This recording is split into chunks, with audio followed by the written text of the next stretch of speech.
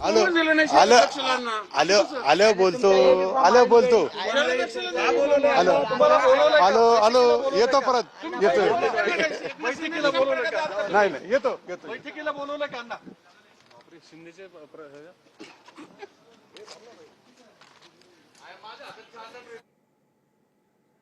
आल्यावर प्रतिक्रिया देतो। आता एक बैठक सुरू होणार आहे आणि त्यानंतर प्रतिक्रिया देतो। पुण्यात जी नाराजी नाट्य सुरू आहे त्या संदर्भात आजही चर्चा रंगू लागलेल्या आहेत। सध्या विक्रम काकडे यांनी पार्थ पवारांची भेट घेतलेली आहे आणि त्यानंतर आता सुनील टिंगरे हे पार्थ पवारांच्या भेटीसाठी पोहोचलेले आहेत। मात्र ही बैठक झाल्यानंतर ही भेट झाल्यानंतर मी प्रतिक्रिया देतो अशी प्रतिक्रिया सुनील टिंगरे यांनी दिलेली आहे। सुनील टिंगरे हे पार्थ पवार यांच्या भेटीसाठी पोहोचलेत।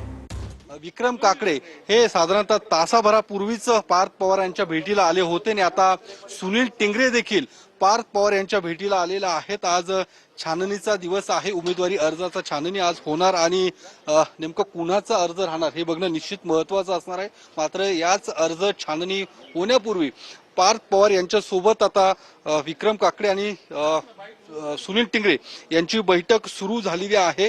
काही वेळापूर्वी उमेश पाटील देखील आले होते, राष्ट्रवादी काँग्रेसचे प्रवक्ते, त्यांनी देखील या संदर्भात प्रतिक्रिया दिलेली आहे की पुढील नेमकी रणनीती कशी असणार आहे।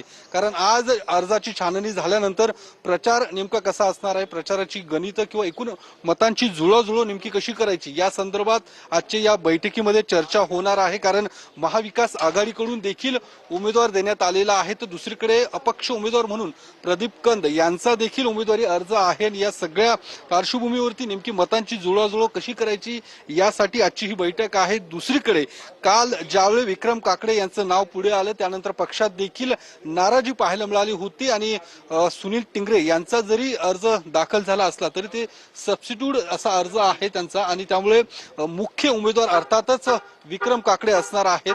सुनील टिंगरे यांचा अर्ज यामध्ये नसणार आहे, त्यांचा अर्ज देखील बाद होण्याची शक्यता आहे। त्यामुळे विक्रम काकडे आणि सुनील टिंगरे यांची बैठक आता पार्थ पवार यांच्या सोबत सुरू आहे। काही वेळापूर्वी उमेश पाटील यांनी देखील स्पष्ट केलेलं आहे की या सगळ्या ज्या पद्धतीने टीका किंवा एकूण जी काही नाराजी आहे ती आम्ही दूर करण्याचा निश्चित प्रयत्न करू, पक्षातील लोकांशी आणि एकूण वरिष्ठांशी चर्चा करू, ही नाराजी आम्ही दूर करू। काल विलास लांडे यांनी देखील या उमेदवारी संदर्भात गंभीर असे आरोप केले।